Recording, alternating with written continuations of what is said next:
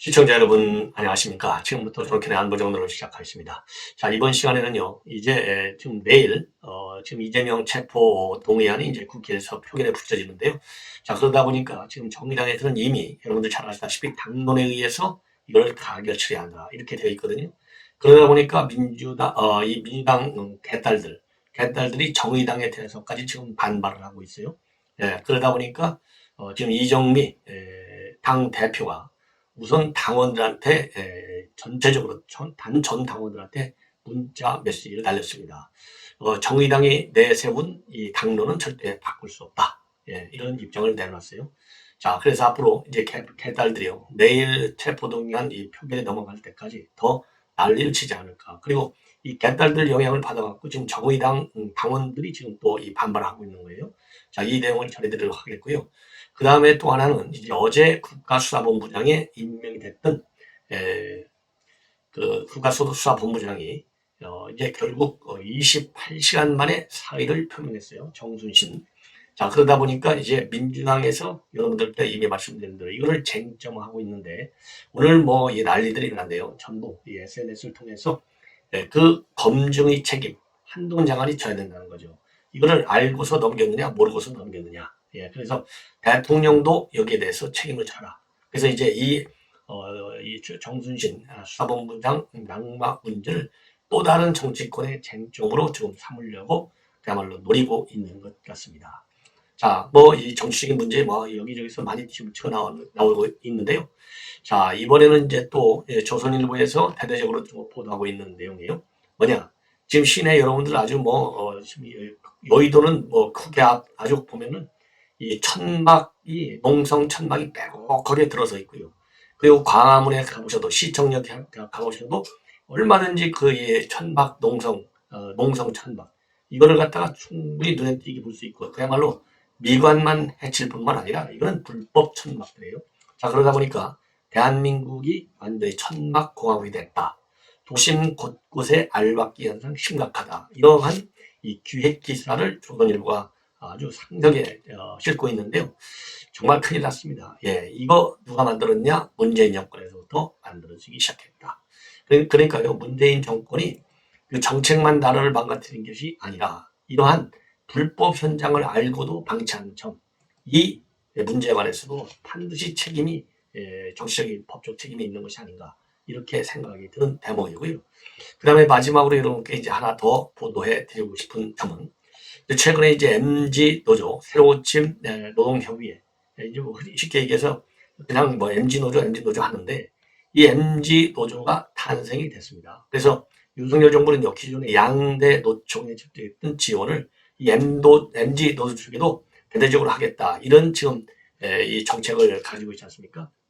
그런다 보니까 지금 이제 새로운 노동운동인데 이 과거 국민노총이 출범했다가 이제 실패한 적이 있는데 그런 길로 빠지는 것이 아니냐 이런 우려도 있습니다. 자, 그래서 지금 이제 MG 노조 30년 만에 새로운 운동을 하고 있는데 과연 이 MG 노조가 성공적으로 새로운 노조의 투쟁 문화를 만들 수 있을 것이냐 이러한 또 이 평가 기사가 주간조선에 실려 있어요. 그래서 이 내용도 함께 여러분들에게 보도해 드리도록 하겠습니다.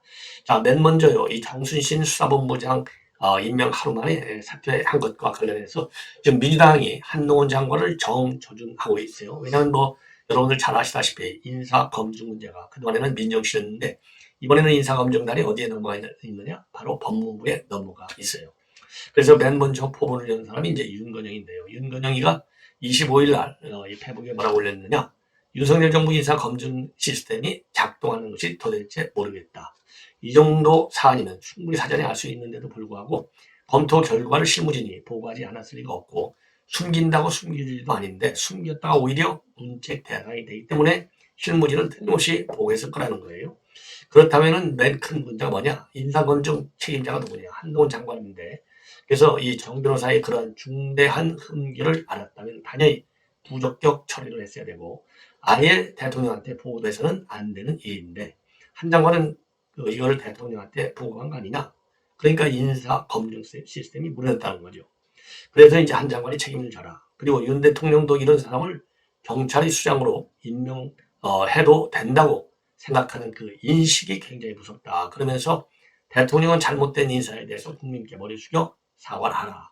이러한 입장문을 내놓았습니다. 그리고 박용진, 허영 의원도 비슷한 수준의 비판적 입장문을 내놨는데요. 이 박용진 의원의 경우에는 검증에 잘하는 모르는 사람들 마땅히 책임을 져야 된다. 그리고 특히 한동훈 장관은 학폭 문제가 있음에도 불구하고 왜 자기하고 사법시험 동기를 갖다가 수사본부장에 임명하게 됐는지 그 경위를 밝혀라. 이런 입장을 내놨고요. 허영 의원의 경우에도 윤 대통령의 인사책임 한동훈 장관을 문책하고 국민에게 사과하라. 그래서 기다렸다는 듯이 아주 강하게 이 문제를 이슈화시키고 있습니다. 자, 이 문재인 정권에서 인사검증 실패해 있을 때 과연 문재인 대통령이 책임진 적이 있나요? 저는 그렇게 한번 묻고 싶어요. 자, 그래도 어제 정순신 수사본부장은 아주 정중하게 국민에게 사과 입장문이라도 내놨는데, 과연 문재인 정권에서 낙마자들이 어제 이제 정순신 수사본부장 수준의 그러한 사과문을 우리 국민에게 몇 명이나 제대로 발표를 했는지 저는 질문을 하지 않을 수가 없습니다. 자, 이번에는요, 이정미 정의당 대표가요, 오늘 당원 전원에게 긴급 문자를 발송했습니다. 예. 자, 그래서 내용은 체포 동의안을 가결시킨다. 이러한 당론을 바꿀 수 없다. 이런 점을 분명히 내놨어요. 예. 그래서 결론, 불체포 특권은 반드시 없어져야 된다는 겁니다. 그래서 국회의원의 불체포 특권이 왜 폐지되어야 한다는지 이 당론이 있는데 당론을 따라서 표결을 하겠다. 그리고 이제 이정미 대표의 경우에는요, 이재명 스스로도 이런 특권 내려놓겠다고 얼마나 공약으로 발표를 했느냐. 그래서 일반 시민들하고 똑같이 당당하게 구속 사유를 법원에 가서 다투는 것이 옳다.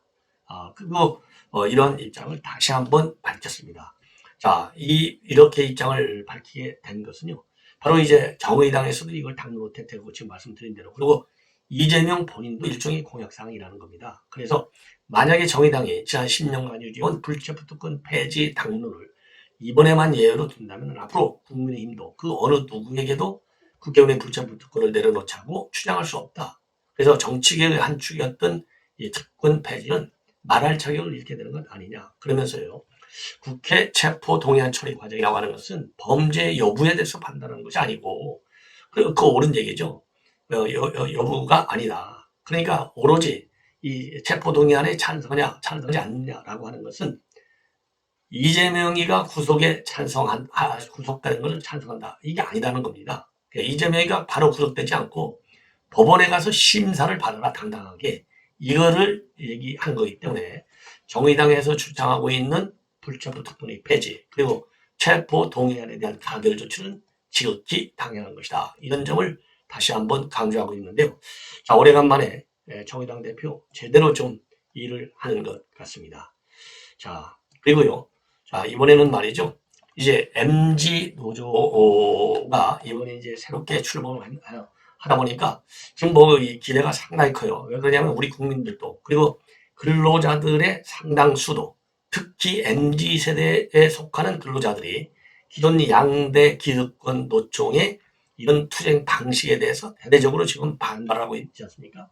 이러한 여론을 등에 업고 출범한 것이 바로 새로고침 노동자 협의회, 즉 MG 노조예요. 예.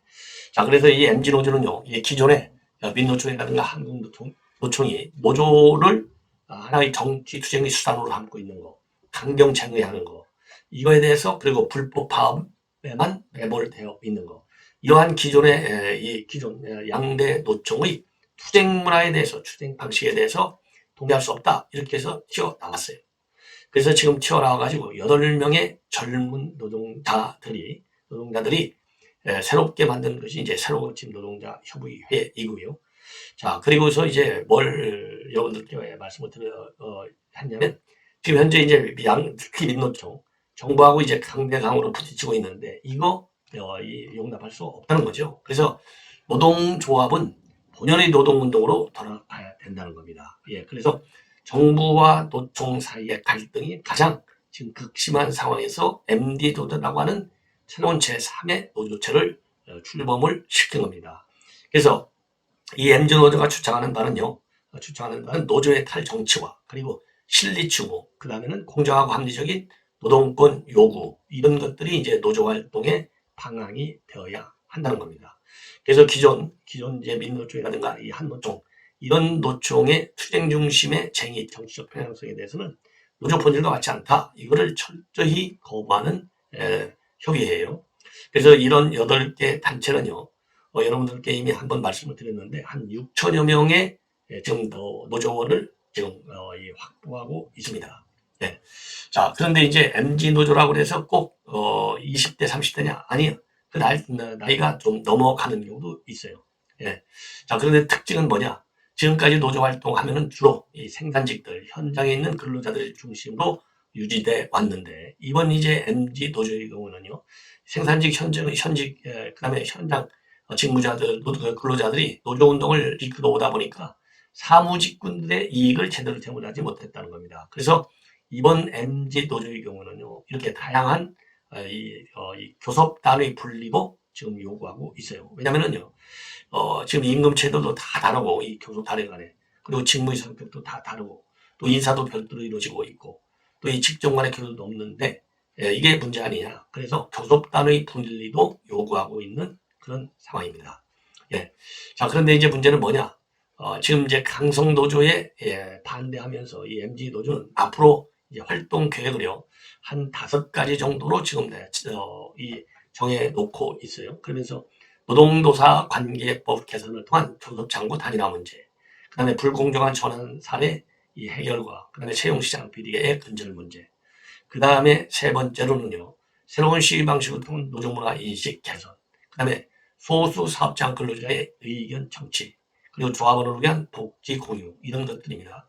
자, 그래서 이 근무 현장에서 조합원들에게 실질적으로 도움이 될 수 있는 이런 어젠다를 갖고 이제 이 MG노조의 존립 기반으로 삼겠다. 투쟁의 목표로 내용으로 삼겠다. 이런 얘기인데요.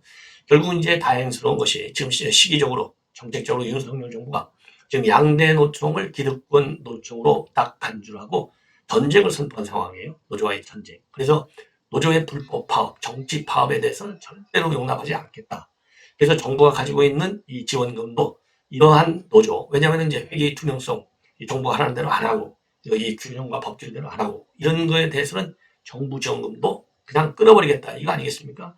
그래서 이 정부 지원금도 이제는 MG 노조와 같이 그런 새로운 신생 노조 겸 그리고 이 불법 파업을 하지 않는 노조에게 주겠다. 이래서 MG 노조 출범하고요. 그 다음에 윤석열 정부의 노조 정책하고가 다 궁합이 맞아 떨어져 가는 이 상황에서 출범을 한 겁니다. 다만 이제 그런데 이제 민주노총도 혹시라도 어영노조다 이런 소리를 들으면 이제는 또 존립 기반이 약해지잖아요. 그래서 정말 이 현재 MG 노조가 주창하는 이 투쟁 방식, 과연 어디서 어떻게 어떤 형식으로 찾아낼 것인가. 그래서 이 노동자들에게 또 이 공감을 받아낼 것인가. 이런 것들이 이제 과제고요. 그 다음에는 이제 양대 노총과 다른 새로운 노동운동의 문법을 과연 민주노총이 어떻게 만들어내느냐. 거기에 대한 또 국민의 반응은 또 어떠할 것이냐. 이런 것들이 이제 하나의 관심 포인트고, 또 하나의 관심 포인트는 지금 회계 문제. 왜냐하면 윤석열 정부는요, 노조의 회계 투명성은 어떠한 경우에라도 꼭 잡고 나가겠다는 거 아니겠습니까? 그래서 이제 회계 투명성 문제에 관해서도 과연 이제 어떤 지금 이 안을 내놓을 것인지가 MG 노조의 어떤 성공적인 미래 진로 이 지향성을 가지고 있는지 굉장히 판단하는데 도움이 될 것이다. 자, 그래서 말이죠. 이제 새로운 이 MG 노조의 이 활동 내용, 그리고 이제 뭐라 그럴까요? 활동 방향, 이런 것들이 굉장히 중요하고, 그 다음에는요, 그 다음에 이제 또 새로 고침 협의회, 즉 MG 노조들이 굉장히 지금 과제 중에 하나가요. 어젠다 설정을 과연 어떻게 할 것이냐. 예. 그러니까 앞에서 말씀드린 대로 이 5가지 이 내용을 발표를 하긴 했지만, 과연 그 내용의 그 내용들이 실질적으로 어떤 형태로 이게 충족이 될 것이냐. 요거가 또 이 성패를 가름하는 굉장히 중요한 변수가 됐다는 겁니다. 그래서 MG 노조가 부딪히고 있는 현실적 과제, 이 도전 과제들이 그렇게 쉬운 것만은 아니다. 그래서 30년 만에 신노동 운동이 지금 MG 노조에서 지금 탄생되었다고 볼 수 있는데요. 넘어야 할 산들이 굉장히 많다. 이러한 어려운 그런 측면을 갖다가 주간조선에서 제대로 또 짚고 있는 것 같습니다. 자, 이번에는 말이죠. 이번에는 이 천막, 농성 천막의 심각성에 관해서 여러분께 보도해 드리도록 하겠는데요. 이거는 뭐 제가 여러분 모두에도 말씀을 드린 대로 보니까 이게 다 불법인 줄 알고 있고 또 이 관할 감독 단체에서 불법인 거 다 알아요. 그럼에도 그 불법성에 맞게 즉 법규가 규정한 대로 통제를 못하고 있는 것이 이제 사단이 원인이 되는 것이고 그러다 보니까 서울시 핵심 지역이 이제 왜냐하면 코로나 풀렸기 때문에 외국인들도 많이 올 테고 또 이 지방에 있는 분들도 손에 이제 많이 와다닐 수 있잖아요. 그런데 이 천막 농성이라고 하는 것이죠. 정치 사회적인 갈등의 투쟁에 이 원천이 되는 측면도 있지만 미관상으로도 도시 운영에 상당히 장애가 되고 있는 점에서 문제가 되고 있어요. 자, 그래서요, 이 천막 공학이 어느 사이에 이제 딱 자리를 잡고 새로운 시위 형태로 딱 되어 있어요. 그래서 이제 뭐 여러분들 잘 아시다시피 이 천막 농성, 그야말로 지금 이제 이 중앙조선의 보도를 보면은 국회의사당 앞에만 불법 천막 텐트가 몇 개 동이나 있느냐? 15개 동이나 빽빽하게 자리 잡고 있다고 해요. 그래서, 근데 여기에 말이죠. 그러면 사람들이 그렇게 많으냐? 사람들은 또 별로 없다는 거예요. 난방기기라든가 집회도구를 보관하는 창고로 또 이용되는 경우도 굉장히 많다는 겁니다. 예. 자, 그래서 이렇게 하는 이유는 바로 뭐냐? 이거를 장기간 파가두는 알박기 천막으로 이용하면서 자기네가 언제든지 대정부, 저 반정부 시위를 할 수 있는 이점이 있다는 거죠. 왜냐하면 여기다가 알박기 천막을 안 해놓으면 그때그때 이걸 돌아다니면서 해야 되잖아요. 굉장히 어렵다는 겁니다. 그리고 특히 이제 최근에 문제가 되는 것은 2014년도에 세월호 이 천막과 마찬가지로 지금 이제 이태원 참사 천막이에요. 이게 또 굉장히 큰 문제를 제기하고 있다는 겁니다. 지금 현재 서울시에서 철거하고 하는데 철거를 거부하고 있고 그리고 서울시에서도 강제 대집행하면 또 사고의 소지가 있어서 강제 대집행도 못하고 있는 이러한 상황에 있어요. 그래서 현행법상으로 이 지방자치단체 허가 없이 인도나 차도에 설치한 천막들은 모두 불법이기 때문에 언제든지 이거를 철거할 수가 있어요. 그런데 마찰이 굉장히 또 두렵고요. 그 다음에 이제 관련 공무원들의 경우에는 이거 자칫 잘못하면 나중에 송사 문제에 휘말릴 우려도 있기 때문에 단속하기도 그렇게 쉽지 않다는 겁니다. 그리고 또 이 단속이 있을 경우 단속을 의도적으로 피해갖고 주기적으로 천막 위치를 옮기는 이른바 메뚜기 천막까지 기승을 부리고 있다고 합니다. 그래서 이 메뚜기 천막 제일 많이 있는 곳이 바로 세종문화회관 옆에 있는 세종로 수공원의 메뚜기 천막이 아주 좀 굉장히 많다는 거예요. 예. 그러면 왜 이렇게 이런 메뚜기 천막이라든가 불법 천막, 이 알박기 천막이 많으냐? 바로 이 문재인 정부에서 이걸 제대로 다루지 않았기 때문에 이런 문제의 심각성이 지금 더 커지고 있다는 겁니다. 자, 그래서 이러한 불법 천막의 피해는 결국은 우리 국민들한테 다 돌아가는 것 아니냐. 그리고 불법 천막의 문제는 이런 이 미관상이라든가 이 불법적인 천막이라는 점에서 또 시위 하에 이제 온상이 될 수 있다는 측면도 있지만은 안전 문제가 제일 크다. 이렇게 이제 전문가들은 지적하고 있어요. 왜냐하면 이제 정치적으로 이제 갈등 관계가 상당히 극단적으로 대립되어 있기 때문에 진보 보수 사이에 이런 테러 가능성도 커지고 있고요. 겨울철에는 난방도구들이 거기에 창고처럼 쌓여 있기 때문에 또 화재 발생 위험도 굉장히 크다는 겁니다. 그리고 하나는 이제 이 법규를 제대로 지키지 않고 있기 때문에 이게 이제 정치적으로 이 반정부 시위 활동의 온상 역할을 할 수 있는 측면도 굉장히 우려된다는 것이죠. 자, 그래서 지금 이제 전문가들은 엄정한 법 집행도 중요하지만 이 사회적 공감대를 만들어내서 이 천막 문제를 해결하는 것이 바람직한 방향이 아니냐. 이러한 지금 담론을 제시하고 있습니다. 자, 이렇게 해서 오늘 지금 제가 준비한 이런 방송들은 마무리를 하고요. 이어지는 저의 방송 계속해서 많은 시청을 부탁드리겠습니다. 대단히 고맙습니다.